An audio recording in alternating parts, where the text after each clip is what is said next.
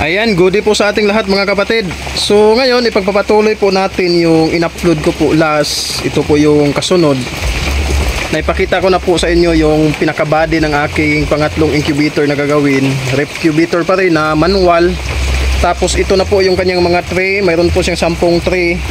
So ngayon, ituturo ko naman sa inyo kung ano po yung mga kakailanganin na mga materials. Kung gusto nyo pong sundan kung paano ko po ginawa yung aking recubator. So kasunod po ito doon po sa request ng ating isang kapatid na gusto niya pong ipa-vlog sa akin kung paano ko daw ginawan ng wiring o paano ko ginawa yung aking recubator. So sir, ito na po yung kasunod. Sana may makuha mo po yung prinsipyo na aking ginawa patungkol po sa aking recubator. So ang materialis na kakailanganin mga kapatid, ito na po sa harapan. Ang kulang na lang dito ay yung pong bulb na 50 watts. So yung pong aking incubator na nasa itaas, recubator na nasa itaas, mayroon po yung dalawang bulb na tig 50 watts kada bulb. So ito, dahil 50 watts, dalawang bulb, ito dalawang receptacle. Tapos hindi po mawawala yung ating fan. So ito po yung magsisegregate or magkakalat ng init sa loob ng ating recubator. Tapos electrical tape kasi magdudugtong tayo.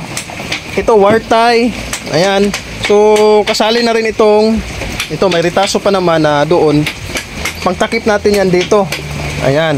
So ang pad na ito mga kapatid ay ito 20 po ito. Hindi ko na ito binili kasi mayroon naman ako mga lumang mga pisonit. Ayun, kinuha ko lang itong isa. Ayan. So nabibili natin ito ng, hindi po ako sure, pero mukhang last nabili ko dito ay nasa mga 250. Ayan. Pan, receptacle, yung bulb kulang pa ako. Tapos ito, strap tie para pantali natin dyan mamaya. Ito pang strip para madali lang pag strip ng wire.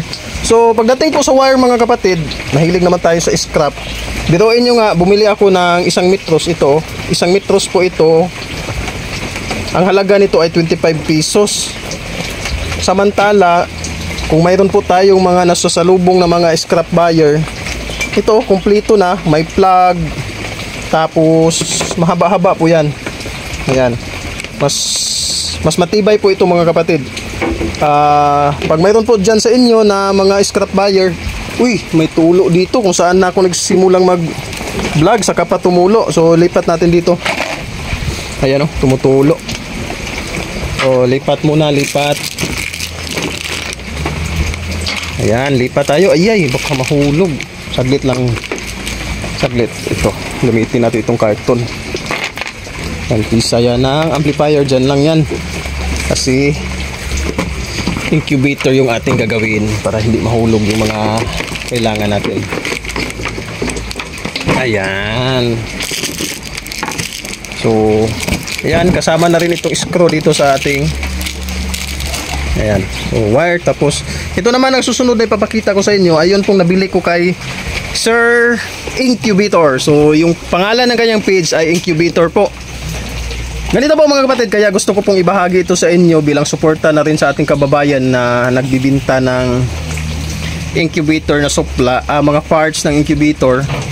So kung order tayo sa Shopee at Lazada mga kapatid, mayroon naman po tayong mabibili na kagaya nito. Same price lang naman, tapos mag-a-add rin tayo ng shipping fee. So ang kagandahan lang, pag doon tayo bibili sa kaibigan ko na kinunan ko nito, pwede na po tayong mag-request sa kanya na atin pong ipapasit.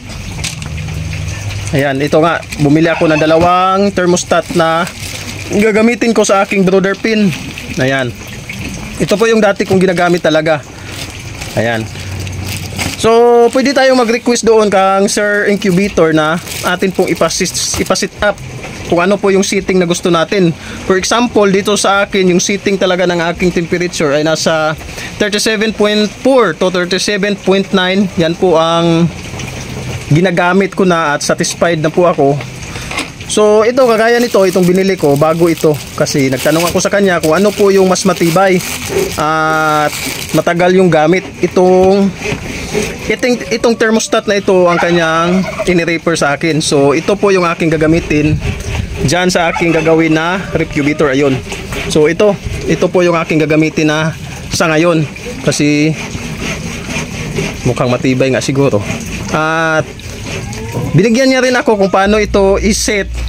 So kung hindi pa masyadong mataas yan, ipapakita ko na lang sa inyo kung paano daw i-set.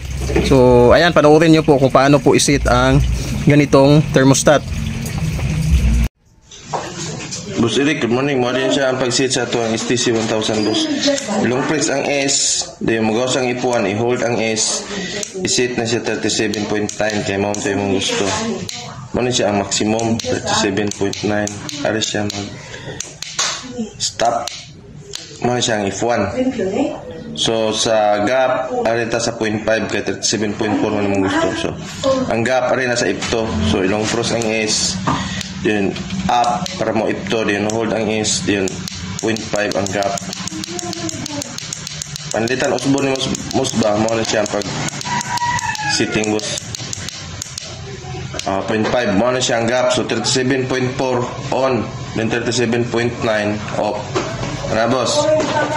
Yun. Humidity sensor din kini po, boss. Kung ako din sitting, boss. So ayan na po mga kapatid, yan. So itinuro na rin niya kung paano po ang pag-set up o pag-set ng thermostat na ito. So maging ito rin mga kapatid, mura lang ito. Ganito kasi 400, tapos ito 200. Kaya nagsubok lang ako nito kasi hindi pa ako nakagamit ng ganito. Ito lang yung ginagamit ko, nasira na yung isa. Pero ito, gagamitin ko ito sa aking brooder. Ayan, i-upgrade ko yung aking brooder. Gagamit na po ako ng ganyan. Tapos ang huling parts pala mga kapatid, ito, kailangan po natin itong tinatawag na humidity reader.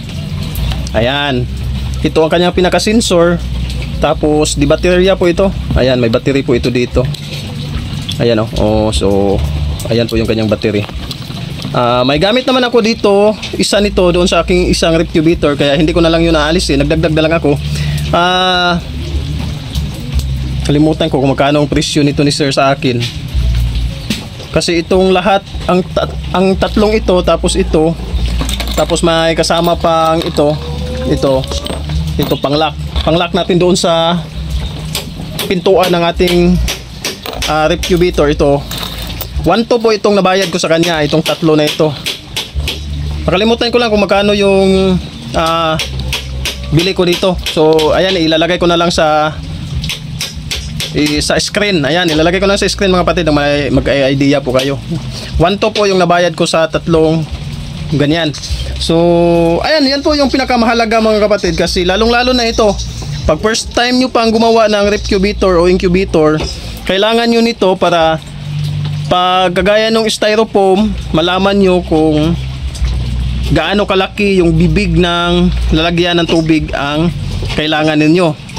Dito sa akin, ang experience ko po, ang pinaka magandang humidity sa itlog ng pabo ay nasa 55 to 70 po. Ayan, pwede na yang walang hatcher, kaya po yang magpisa.